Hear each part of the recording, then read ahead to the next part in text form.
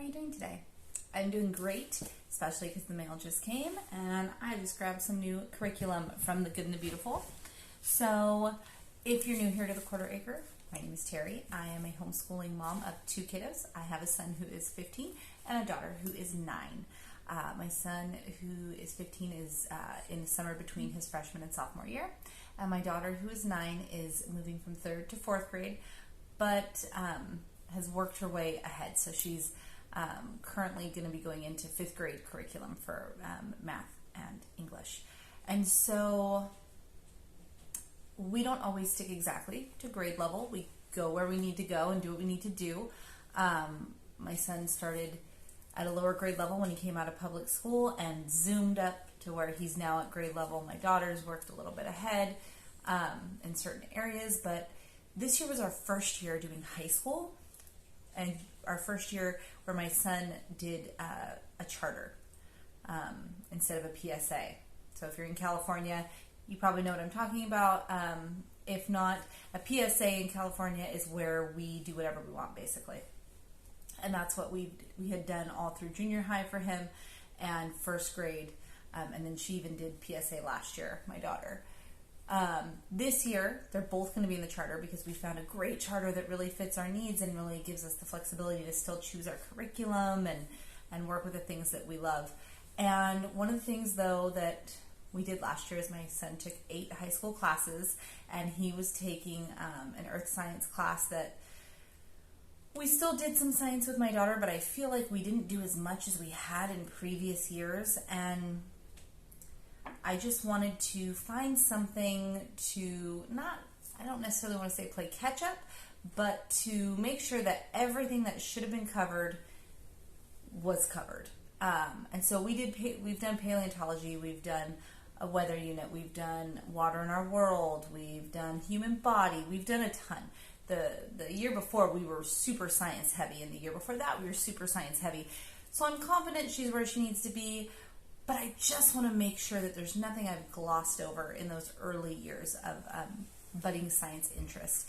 And I know we're going to be moving into ag biology for my son who's 15, and that's going to take a lot of time and might not necessarily be what she's into.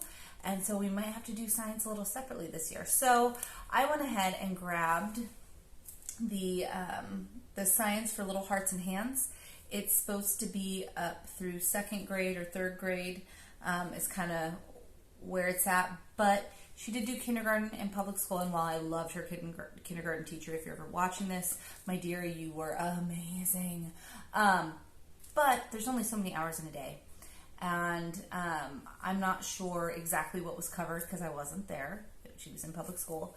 So I just want to make sure that we're covering all of those lower grade level things before we move on. So I grabbed this, and it's still in the package. I started to open it, and then I went, wait, why don't I open it with you guys? So here we go, just now taking the packaging off. So it's the Little Hearts and Hands Science, Fields and Flowers. Okay. So here's the actual book, and then it also comes with, that's upside down, the parent guide. All right, so first impressions, I watched a video of it, of a flip through, and thought, oh, that seems really interesting. And with all the gardening and stuff we've been doing lately, I thought this would be great for her to start. So I'm just going to go over the table of contents. Looks like this. And flipping through it, I don't want to give everything away, but it looks like we're covering life cycles of frogs. We're talking about bark. There's lots of stories in here. Seeds, desert plants, parts of a plant, butterflies, ants, mosquitoes, worms, snakes and things that slither, lizards, the hunt for the meadow dragonfly, frogs, and water plants. So it's got such pretty illustrations, and what I like is there's tons of diversity in the photos because we are a diverse family. So it's awesome to see lots of different representation in there. That actually looks like it could be my husband when he was young. That's kind of funny. But yeah, so I feel like it's very story driven too, which is something that works well for my kiddos.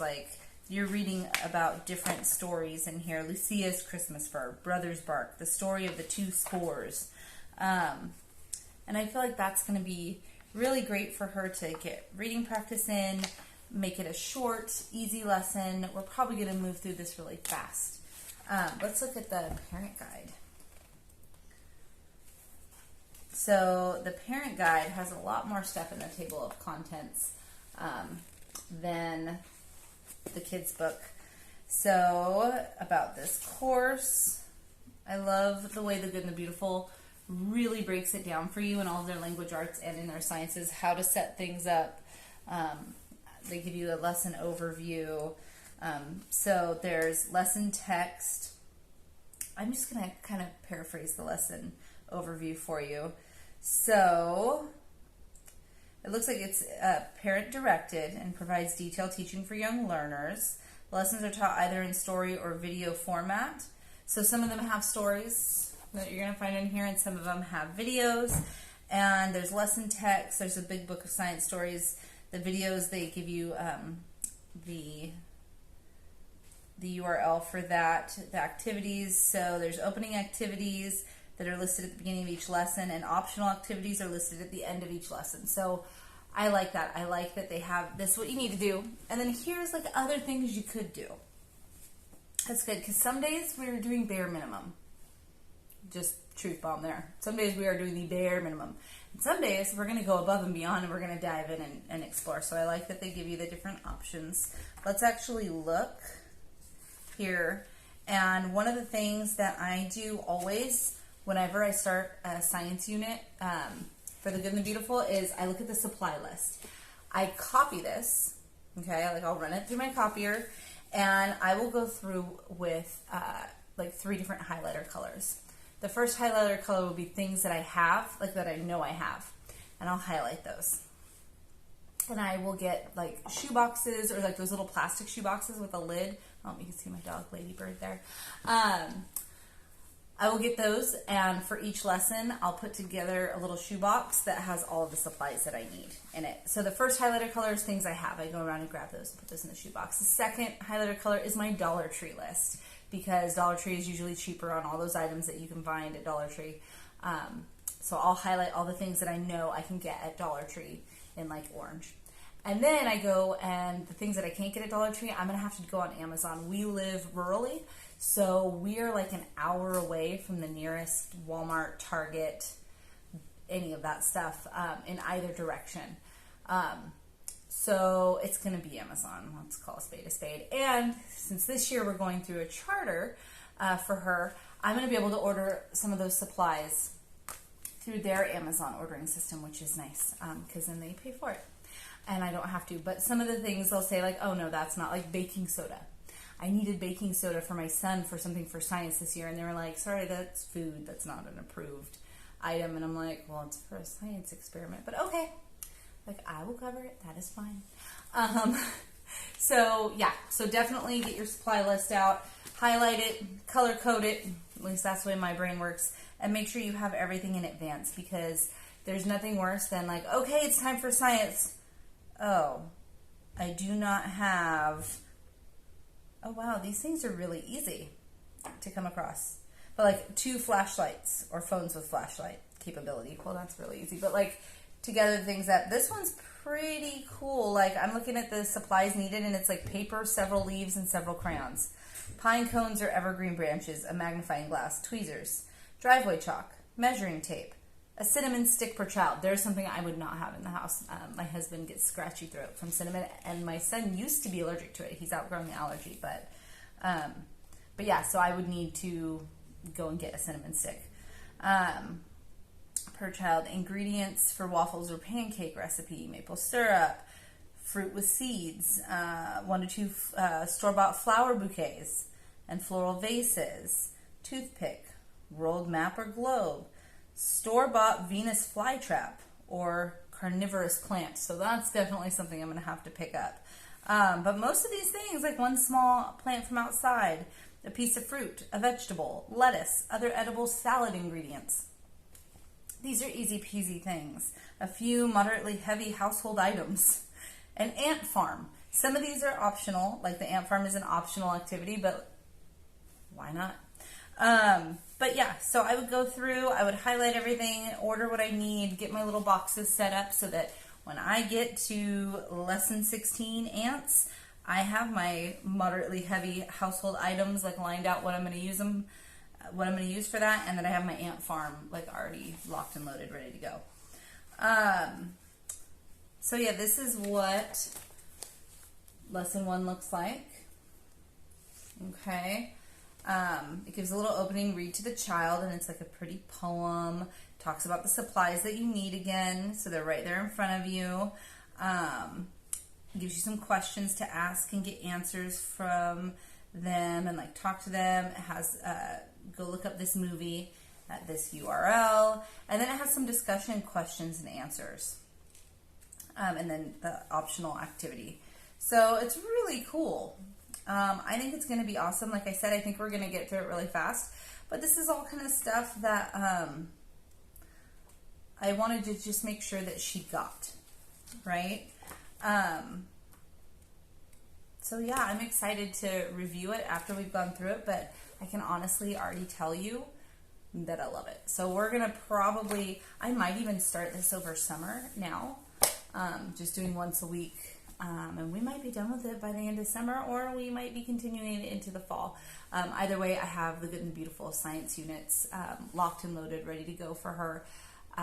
Or if she shows interest in my son's ag biology class, and I can kind of give her an age-appropriate version, we might look over that too.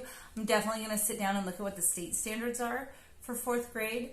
While I don't believe in necessarily keeping up or, you know, living by the standards for the grade, we do need to honor those and respect those and make sure that we're covering some of that, because we are part of a charter this year for the first year.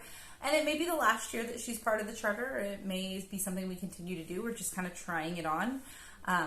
Like I said, we've always been PSA. My son for high school, we decided to go with the charter because we wanted to make sure that if something happened and I couldn't teach him in the future, if I got hit by a bus or got sick suddenly and couldn't teach, that he could go seamlessly into public high school if he had to. And then it just ended up being such a cool experience that we decided to try it out with our daughter. So if you've used the Seeds and Flowers, or Fields and Flowers, Little Hearts and Hands Science from the Good and the Beautiful, let me know in the comment section down below what you thought about it. If there was anything exceptional that you did, or if you found something cool on Teachers Pay Teachers or somewhere like that that went along with it, that would be awesome. I'm thinking about designing some companion pages to go along with the lessons to beef it up a little bit for her, since she's a little bit older and pretty into science. Like, she loved the paleontology unit and loved human body, and yeah, so let me know in the comment section down below. If you haven't already, like and follow for more reviews and more unboxings and just more general homeschool stuff. I hope that you have an amazing day. I hope that your summer has started strong, whether you school year round or whether you take a break in the summer. I hope that you're enjoying each day as it comes to you. Happy homeschooling and be blessed.